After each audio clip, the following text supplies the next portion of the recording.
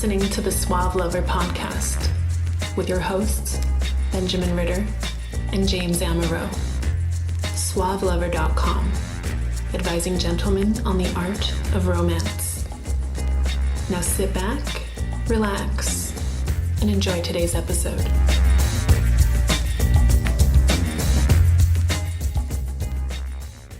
So I was swiping on Tinder earlier, and then I switched over to Happen, and then I switched over to JSwipe, and then I switched over to How About We. Wait, what's JSwipe? It's the Jewish Tinder. I thought LinkedIn was the Jewish Tinder.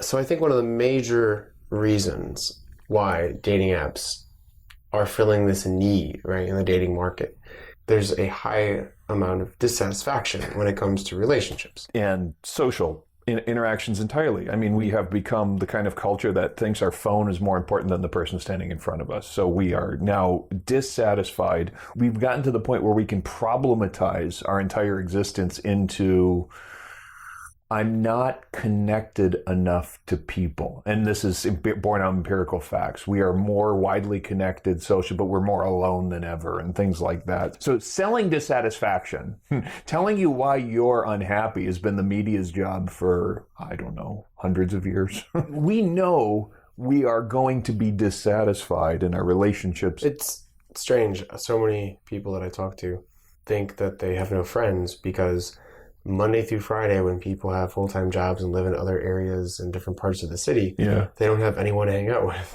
Right. I'm like, well, I'm sorry, you don't live in a community where you could walk next door to someone and do homework. But instead, they have Facebook that shows the people that don't have jobs and lives to do out at the pool or on vacation or at the bar, you know. And it's this idea where you have to always be with someone that makes you happy. And that is partially creating this type of dissatisfaction. It is one of the reasons why I think people are so dissatisfied with their current relationships. I think it's the reason that people come to us. They're dissatisfied with the amount of sex they're having or not having, their ability to find the kind of women or a woman in their life who they really want to be close to. This dissatisfaction is compelling a lot of guys to make moves to different parts of the world, make career choices, go on to every digital dating app that's available so that they can hopefully remove the dissatisfaction. But here's the rub. As soon as you understand how your likes and your experience of the world works, this will be really clear. The opposite of dissatisfaction isn't satisfaction, it's no dissatisfaction. It's kind of like the opposite of a terrible plane ride where somebody throws up where you crash is not a fabulous plane ride. It's merely, I got there uneventfully. So the idea that we have right now, I think a lot of us are operating under this idea. I'm dissatisfied with my dating, my relationship, my sex life. So I'm going to go do all of these things that are going to help eliminate the dissatisfaction. And then here's where it falls apart. And therefore I'll be satisfied. But it just compounds the fact that you're dissatisfied because it's not resulting in satisfaction. It's never going to. It's not going toward anything. It's running away from loneliness. It's running away from disconnectedness. It's avoiding something, but it's not going to get you anywhere. So what is relationship satisfaction? I think the way to look at it is something is dissatisfying. You're doing something out of dissatisfaction. You're looking at dating, relationship. You're listening to this because of dissatisfaction. Yeah, you don't motivate to become satisfied. Your motivation is that you're dissatisfied. You remove a pain, acknowledging that there's a dissatisfaction that occurs that gets most people started, and that'll get you out of the funk. But in no way should you expect relieving dissatisfaction to produce satisfaction. The opposite of dissatisfaction is not satisfaction. It's not being dissatisfied. And that interests me because it is not the same as saying once you get rid of your encumbrances that you're happy, that suddenly you've got Tony Robbins' life. That doesn't happen. It's not how it works. Part of the real reason that this is difficult is because, do you know what satisfies you, Ben? Do you have complete insight into your psyche and know precisely what satisfies you? Every hour, every minute, every day. You know, no. Me neither. I mean, I'm a mystery to myself half the time. Well, sometimes I can love working out. Sometimes I can hate working out. Sometimes I can I love having cereal. You know, it's like, it's weird. Your body does not always gain the same amount of satisfaction or dissatisfaction or neutrality from the same action. Part of the challenge here is that there are these transient things that are involved in like pleasure. And we've talked a bunch of times, there's a difference between gaining satisfaction and feeling good. You would never work out and put your body under stress if all you want to do is feel great in a given moment. You'd spend, I guess, all your time eating chocolate brownies or something. So you have to separate, if you want to be satisfied with your results, momentary pleasure. How to Start a Kinky Relationship by James Amaro is the definitive guide to successful alternative romantic relationships. The book has been called 50 Shades of Grey for real people. Educational, informative, and irreverent, this book has something to offer anyone who is curious and sexually adventurous. Get your copy of How to Start a Kinky Relationship by James Amaro at Amazon.com or in select bookstores today. You're smarter than to think that momentary pleasures or momentary pains are the same as sort of your sense of well-being. If you want to achieve something, it's going to be hard. That you get. But the part that is not so obvious is if you work towards something like having a more fulfilling dating life, dating more, let's say that you could sport fuck any given night a random person at a bar. Will you be satisfied? No, I get you. You were less likely to be dissatisfied because now you have this magic power where you can date and fuck and have all this fun. But are you likely to be satisfied is a very different question. And validation is very different from satisfaction. And it can be really nice to be validated. But to be clear, when you find yourself doing this for some length of time in the pickup community, or I've been dating, or I've had this relationship, I can date all these women. It's great, but it's not so great. It started out great. It was really exciting, but now I saw what's missing. Something's wrong. Actually, I don't think there's anything wrong, apart from the fact that you conflated two things. The dissatisfaction that you felt not being able to be with different people and having this sort of masculine skill, you corrected that. You learned the skill. But you thought it would bring satisfaction because you weren't actually working towards something specific. You were avoiding the dissatisfaction of being dating incompetent. You got your dating competence handled. Okay. But it comes as no surprise to me, unless you know the kind of people that you want to date, or what you want to get from the people that you're dating, or if you're looking for a wife, what kind of qualities you're looking for, a partner you're looking for. Unless you know those things, the fact that you can sport fuck will in no way induce some kind of satisfaction.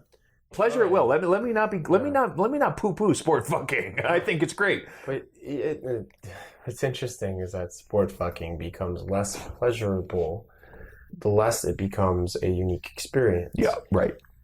How do you steer away from dissatisfaction? Like you said, that's knowing what you want and not feeling guilty about something after it happens, or not feeling like it's a waste of time, which eventually, when you get used to certain things, that starts to grasp hold a little bit. The things that used to validate you become boring. Wow, I got another girl to appreciate my dick.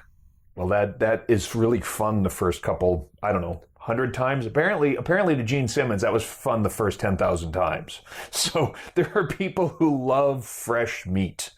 That's just fine if it's going to get you. But I think a lot of folks aren't clear as to what it is that they want to get from the sexual, social, relational experience. Don't you just want to get married and have 4 kids, white picket fence, and a pool? Indeed, I thought I did when I was in my 20s, and that's why I married a woman in my 20s. I thought I wanted a white picket fence, and I wanted a family, and it turns out that I was very wrong, badly miscalibrated about what I thought that I wanted. Do you ever truly know what you want? Is it more so you just know what you don't want? No. You truly do know what you want. No. I think there is a point where you can become very clear about what will satisfy you. So what opens that doorway? Well, self-discovery goes on. You take a class on the joy of sex. You spend a little bit of time getting to know your junk and your genitals. You introspect. You do contemplative work. Have a lot of relationships with a variety of people. You certainly can. You can do it by trial and error, but I think the difficulty with trial and error is that if you think that every time, this is what it's about. It's about conquesting this particular girl, and you're not paying attention. You don't actually learn anything from the fuck. You could have female friends, which teach you a lot about what types of personalities what? you like. What is that? How does that work? What kind of a friend? No. I know what females are for, and I know what friends are for, but how would those two go together? That's crazy. Well, it's just lots of F's. How do you know what types of women that you work with? Well, have those types of women around you. Well, how do you know what types of women make you more satisfied than other women? Well, you know a little bit about your own values, but then you spend time with the women that have those same types of values. You see how you feel when you spend time with them. It's hard to get away from dissatisfaction if you aren't trying to find things that satisfy you, even though you have to not really have the expectation that you're going to be satisfied. You can't have this cycle where you're trying to be satisfied, you get dissatisfied, you become more dissatisfied, and you try to get satisfied, you get more dissatisfied. And, but I actually think that is the cycle. It builds on itself. You find that you're doing things, they're not going to get you anywhere. You find that you're just practicing pickup tricks, and you're nailing a bunch of girls. And I can tell you, I know plenty of guys who are like this. In fact, I know one guy who I was in the community with who hated the idea of ever seeing a girl a second time after he had sex with her. And I said, wow, that seems pathological. That doesn't seem like a good state of affairs for anybody, but that's your state. That's fine. You don't want repeat business. That's fine. I thought that was very strange. But then the more that I spend time with community guys, there's a lot of this. It is the thrill of the chase. What I think is happening, though, is very often they're not going for satisfaction. They are going for ego boosting or figuring out how this stuff works. And they're not really interested in their own well-being. They're not particularly interested in the well-being of the women that they're with. Okay, but you're not going to be satisfied. You can't possibly be satisfied if all you're doing is experimenting with a bunch of random stuff without a plan, without a direction. Because what happens if you don't get validated one night? If the one girl that you try to sleep with says no? Well, I guess depending on your temperament, you're resilient. You go try it again. It's no big deal. Some people could be hurt by it. At any rate, trying to fuck some random girl in a bar. That has become the mission statement of the pickup community. Fuck random girls in bars. But those types of goals, you don't want a goal to equal satisfaction, an external goal that isn't reliant on your own sense of self. That's setting yourself up for failure. The Essentials by Benjamin Ritter is your concise manual for life improvement and success with women. The Essentials has been called a straight-to-the-point lesson in the lost art of being a man. Packed with insights, this book will transform the way you think about dating and relationships.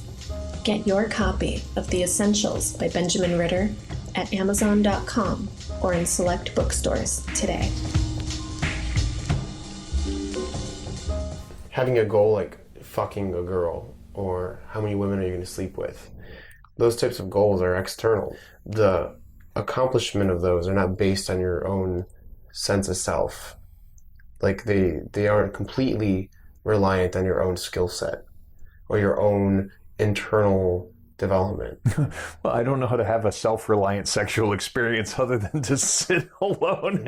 Yeah, right. I mean, think of it like this. You decided you wanted to figure out your dating life. You decided that you wanted to be more attractive to women. You decided that for some reason. I would wager you did it because you were dissatisfied with what you were going through in your life. Not because you said, oh, if I become this and this and this, I will be satisfied. Okay. A little self-reflection for this. When I was dissatisfied with my relationships, I went headfirst and everything first into the pickup community. Yeah. And internal development, self-help material. Yep. And then eventually learned after sport fucking and meeting a lot of people and becoming pretty damn good at this, that I needed to probably go through those stages and learn those skill sets it was just a way for me to develop as a man and develop internally, and to find what types of relationships didn't dissatisfy me. Okay. What type of negative relationships I became strong enough to not allow around me. What kind of bad relationships or dissatisfying relationships were you getting away from? Well, I think I was allowing relationships that maybe I didn't feel like I deserved to continue, or I felt there was a time where I was just being around someone because I wanted to fuck someone, a lack of options, or I felt there were a lack of options. And so they were just relationships that were the product of what I perceived as my negative, dissatisfied situation. Okay, so you felt like you're stuck. And so I think that journey, this journey, and where I am now, allows me to choose the relationships. And so I don't have to be stuck. Right, so getting unstuck, dissatisfied feeling stuck, getting unstuck will get rid of the dissatisfaction. But merely being unstuck, merely having options, is that satisfying to you? Not to me. Okay. Because I can see it. I mean, I can certainly see, I can date a higher class of women. That's satisfying. Makes me feel good about I don't experience it, but I can see it. Some people might find that that's what really makes me feel good, is knowing I can date a different class of woman. So there is a really good activity that people can do to figure out what satisfies them or what dissatisfies them or what they can just kind of deal with. Okay. And it really goes through asking yourself, when was I the happiest in my life? And you think of the memories that come up and you write them down. And you think, when was the time in my life that I was the most unhappy? Yeah. And you write those types of activities down. Yeah. And then you look at those activities, the ones that make you happy, the ones that made you unhappy, and you see, what foundation do these types of memories or experiences have within them? Yeah. Is it I was in a certain place? Is it I was around certain types of people? Is it, even just living in a specific place, or you were doing a specific type of job, where you had a certain type of freedom? And you find these foundational traits are consistent in your happy memories and consistent in your unhappy memories. And you can use that information to really look into your life at the moment and say, am I doing things that are going to make me unhappy, that are known to make me unhappy? Or am I doing things that are going to make me happy? And is there a way for me to take the traits from the times in my life where I was happiest and instill them into my current daily life? So first of all, that sounds hard, and it sounds like Matt. And I think it's actually essential that you do it. But the initial objection is, oh my God, I got to do so much work. And I think that's right. At some point, call us. Call us, I'll walk you through it. Getting a handle on your own internal sort of just fucking bubbling up Freudian junk is a lot of work. I mean, it's hopefully not 10 years of therapy, but it will be a tremendous amount of work for you to get a handle on this just chaos of exactly, boy, what did really satisfy me? Because you can do what I think a lot of people do. Go try to get away from the dissatisfaction. But there's this whole Woody Allen segment. Basically, the grass is always greener, where these two neighbors, one is very happily married and he's got a wife and he's got a kid and he's stable. And then the other one, the single guy, has new women coming and going, and they both wish they had the other's life. One wants the stability because that seems so much better, and the relationship closeness, and one wants the excitement. And, you're probably the kind of person, because most of us are these kinds of people, who want all that. We want the variety, and yet we want the closeness, and that's true too. But satisfaction is a question of what is going to allow you to inhabit your 75 years on the planet so that you really make the most of it. You're not going to get it all. Even the Prince of Dubai has to give up something, and he's got all the money in the world? All the money in the world? Okay, if all the money in the world isn't enough to make you perfectly happy, arguably. A harem and all the money in the world. Maybe he is the only satisfied man. If you have all the money in the world, maybe you can buy all of the women, be close to all of them, impregnate all of them while you're close with them, start your own cult of children who now think of you as a god. Actually, I know what'll make me satisfied. Now I finally figured it out. It's simple. I just have to have all the money in the world. You have been listening to the Suave Lover podcast. Visit suavelover.com to become the kind of man that women crave.